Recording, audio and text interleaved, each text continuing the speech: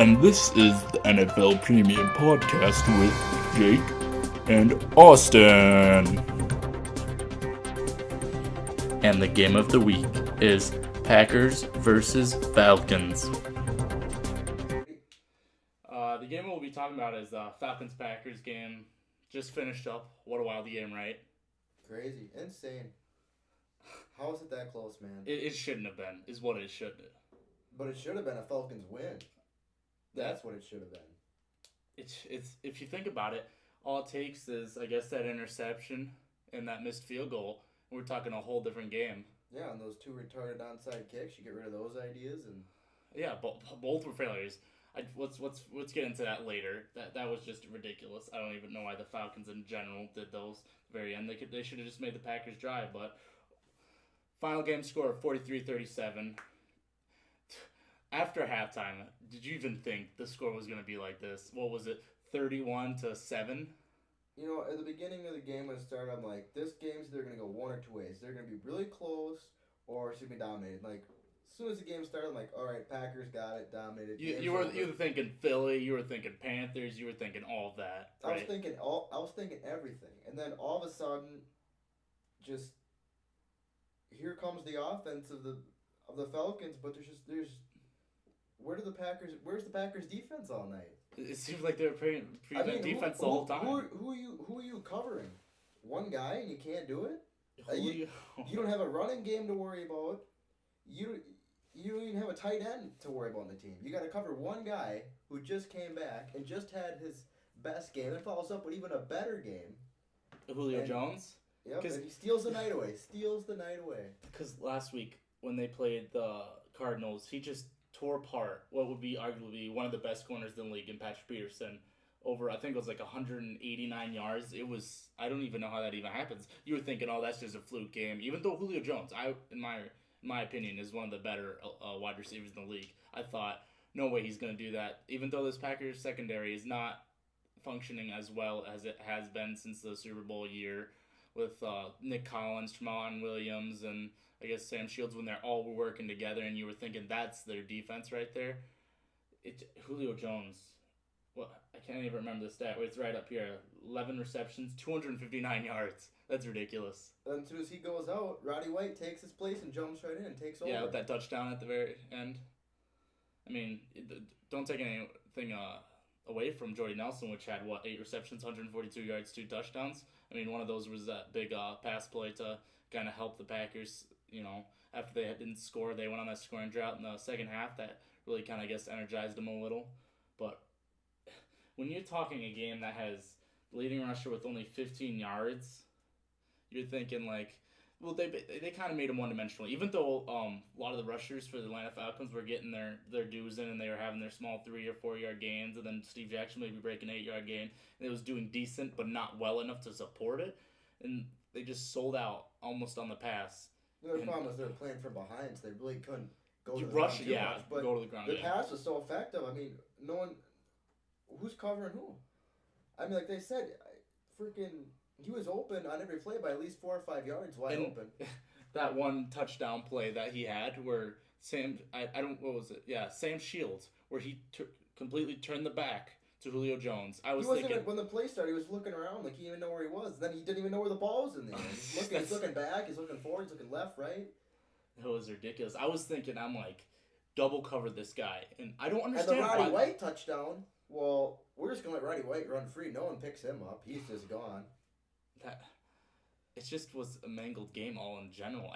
I don't understand. You got a guy who's as dominant as Julio Jones playing in this game, and he's going back and forth, getting these receptions. He had that 79-yarder, I think it was, touchdown and everything. I'm thinking they're going to start to double him. And what the announcers were saying is, let's make other receivers work for it and just make them be the stars instead of Julio Jones. And I don't understand why the Packers defense in general didn't do that. I don't know why they didn't double cover, maybe at a safety help most of the time, because you can definitely tell that Shields was not getting the better. Well, whoever was on him and whoever was on White then didn't do a very good job because then White starts getting free and then Williams lets him go. Yeah, true. And then, White only had 3 receptions though. I mean, but they were all meaningful. I'm pretty sure one was a I think it was a third down conversion, and then one was Yeah, a touchdown. one was in the first. One was like in the first, like the first play or something was like to him or something like that. And then he gets a touchdown, and then he gets the other big play where he just ran right by Williams. Just sat there. I don't know what Williams was doing. He just ran away from him, catch it right down the seam.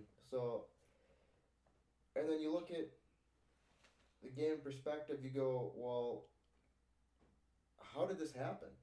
Because in the first half, yeah, you were talking a 31-7 score, and you're thinking, no way, they're coming back. And then then you add the interception, the missed field goal. So okay, that's a 10-point swing. You get the 7 on the touchdown. Well, that's actually a 17-point game because they could have touchdown, but he threw the pick, and so that's 7 for the Packers. And then you missed the field goal, so that's 3. And then the 2, I don't know what those were, onside kicks. I don't know who thought of what or what the deal was there. I mean, what should the score have even been is the question. I mean, you really think of this game. It seems like it was over, but how was it ever over? The funny thing about this is that, what was it, third, fourth quarter, that blocked PAT with Mason Crosby's. What if this game actually came down to it, and it very well could have. And then it could have just been they lost by that 1 point. It was so close to it, if you think about it. The game shouldn't even been close, but then it shouldn't even been close. Not even. It depends on the way you look at it. It shouldn't have been close that the Falcons came back into it, but it shouldn't have been close that the Packers had a chance to win with everything the Falcons did after in the second half. I mean, and then. I don't know how you want to put the game, but the real team who won this game was the Falcons. The Packers did not win this game. The Packers failed to win this game. It may say on a stat sheet the Packers won, but in reality the Packers did not win this game. This defensively you have to think too. Okay, Julio Jones, Roddy White, you didn't really have a lot to worry about. I mean, you don't have a tight end to worry about. You have a really running back to worry about. You really didn't give too much up there. I mean, I just feel like it just seems like the Packers' defenses did not show up. They didn't, because the offense pulled all the weight, all the game. If you think of, the whole entire game. The running game was fantastic. The receiving game was fantastic. All it took was a couple 3-and-outs or a couple of drives just stunted in the third and fourth quarter, and then the Falcons just jumped right on it. It totally didn't seem like the Green Bay defense came in prepared. It didn't seem like they were prepared, but it didn't even seem like they were even on the field. Yeah. Who's covering who? Like I said, there's really, when you look at Julio Jones, Roddy White, well, there's your team. That's all you got to do. That's all you got to win. Yeah, who else? Eric Williams scored that touchdown. And then the other guy who scored the other touchdown, It just was like you were thinking, all you got to do is focus on 2 players. They don't have Tony G anymore. This isn't a year or 2 ago when all you have to do is third down, throw it to Tony G, got it. They don't have that. And this is the thing. If you notice the second half, they didn't get any pressure on Matt Ryan. When did you, you maybe saw 1 or 2 sacks the second half, but he had plenty of time. Aaron Rodgers had way more time than him the whole entire game. Yeah, definitely. But Matt Ryan, he didn't have pressure in his face until the very end. I say besides that, whatever happened on the interception, I don't know what the deal was there. But besides that, I would say he definitely, with what he had and what he had to work with, I'd definitely say he outplayed Rodgers in this game. Yeah. Definitely for the most part, Maybe he worked harder. I will say that Aaron Rodgers throws, except the one that he was a little short to Jordy Nelson, that could have been maybe a walk-in if he broke that tackle. I think Aaron Rodgers had a few off throws. He was, I would say he's 90-some% on this game. Ryan, besides interception, He was pretty good. Yeah. He wasn't no ripping and tearing, but he got the job done, and he had to do a lot of Fourth work. downs for the touchdowns. Yeah. To Weens and Douglas for both of them. 4 receivers, 4 touchdowns. So he got the ball spread around at least a little bit. But, Julio Jones, and the thing about it is, you didn't expect this coming from a game like this because everyone's thinking, the Packers and their offense and defense. Yeah. This is the thing I don't understand. You go back to last week when they played the Patriots, and you're talking they played one of the best offenses in the game with Tom Brady and the Patriots offense with that running game and that passing game. And they only gave up 24 points. How did they transition from those 24 points against arguably the best team still in the league, which I agree. I think they are. Not even the Packers. But how they go from that to giving up 37 points on a depleted backfield with Steven Jackson making some plays but not good enough, and just basically one wide receiver the whole game that did all of the work. Yeah, I mean, this game, to me, on both sides, was just whoever was coaching. I mean, this really dumb things made this game the way it was. This game, I mean, the Packers defense that has got to be the biggest concern. Though. I mean, the interception. I mean, it was a horrible interception, and then the missed field goal that happens, and I mean the onside kicks were dumb, but I mean the Packers defense. I mean, it's like, come on here. I mean, a week ago, you stopped the best team in the NFL, and this week, you can't stop one guy who is the whole team. We're talking a team who is under 500. We're talking a team who is, only because of their division title, is in the playoff race.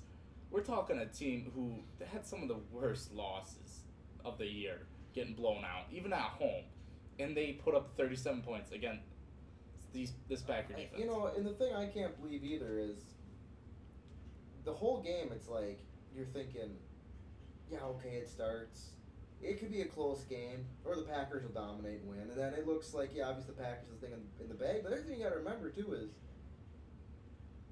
how in the world did not just, I mean, how did the Packers do this to the Patriots a week ago, but they can't, nobody fits in with the Falcons? Yeah. When you're trying to stop one guy, and that's what I understand.